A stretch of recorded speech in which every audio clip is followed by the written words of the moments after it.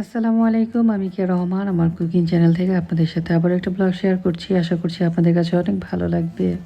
ঘুম ঘুম চোখে হচ্ছে আজকে ভয়েস দিতেছি, প্রচন্ড ঘুম আইতাছে। তাও মনে হইতেছে যে আজকে এই ভিডিওটা আসলে এডিট করে আজকে আপলোড দিব। কারণ অনেকগুলা ব্লগ হচ্ছে জমা হয়ে রয়েছে, আর আলসামির চুড়ে তো একদমই ব্লগ গুলা এডিট করা হইতেছে না, আর এগুলা শেয়ারও করা হইতেছে না। সামনে যেহেতু আসলে আরো কয়েকটা দাওয়াত আছে, দেখা গেছে সেগুলো ভিডিও যেহেতু আমি শেয়ার করব, তাই চিন্তা করলাম আজকে এই ভিডিওটা আসলে এডিট করব, আর হচ্ছে তারপর এটা আপনাদের সাথে শেয়ার করব। আর আজকে হচ্ছে সকালবেলা ছিল বাংলাদেশি নাস্তা, খুবই মজার আসলে, যেটা আসলে নিজের হাতেই বানাইছিলাম। এখানে আসলে একটা মুরগি আমি সুন্দর মতো মেরিনেট করে রাখছিলাম। যেহেতু মেয়ের বান্ধবীর বাসায় যাবো, ভাবছিলাম যে মুরগিটা আসলে ভেজে তারপরে নিয়ে যাব।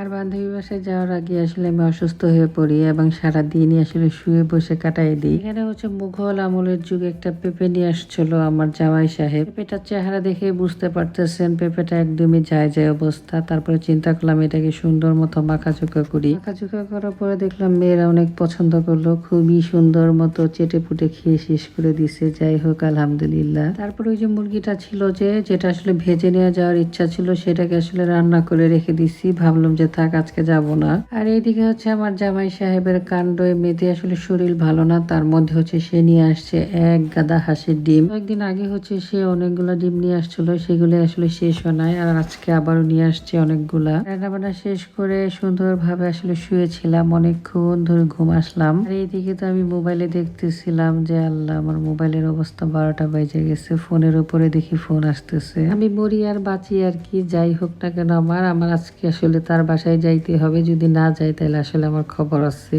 এই যে ভালোবাসাটা বলেন, যে সম্মানটা বলেন, আমি যে মানুষের কাছ থেকে পাই, এটা কিন্তু একেবারেই আমি আমার নিজেকেই ক্রেডিট দিই। কারণ এই জিনিসগুলো হচ্ছে আমার ব্যবহারেই মানুষের কাছ থেকে পাইছি আমি। যে যারা আসলে আমাকে সম্মান দেয়, যারা আমাকে ভালোবাসে, যারা আমাকে ডাকে, তারা আসলে আমার কাছ থেকে আসলে সেম ভালোবাসাটা পায়, সেম সম্মানটাই পায়। মানুষকে ভালোবাসলে ভালোবাসা পাওয়া যায়, মানুষকে সম্মান দিলে আসলে সম্মান পাওয়া যায়। শরীর খারাপ থাকার পরেও কিন্তু আসলে আমি চলে গেছিলাম ভাবিদের বাসায়, আর ভাবি তো একেবারে মজা করে 1 কাপ চা খাওয়াইছে, একেবারে শরীরটা একদম চাঙ্গা হয়ে গেছে। আর এইদিকে আরেক ভাবি, সে হচ্ছে নিয়ে আসছিল এখানে চটপটি। ভাবি হচ্ছে এখানে সব বাচ্চাদের জন্য বেড়ে বেড়ে রাখতেছিল, আর আমি হচ্ছে সবার হাতে হাতে তুলে দিতেছিলাম। আমরা যারা আসলে একসাথে চলাফেরা করি, তারা দেখবেন সবাই সবার বাচ্চাকে অনেক বেশি ভালোবাসি। আবার সবাই কিন্তু সবার বাচ্চাকে সমান তালে শাসনও করি।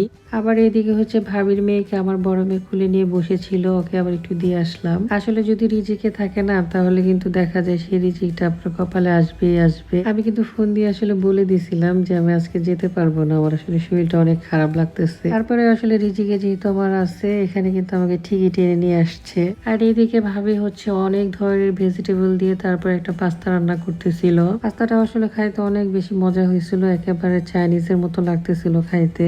সবাই মিলে আসলে একসাথে হলে যেটা হয়, অনেক আড্ডা হয়, অনেক গল্প হয়, আর বাচ্চারা আসলে অনেক সুন্দর সময় কাটায়।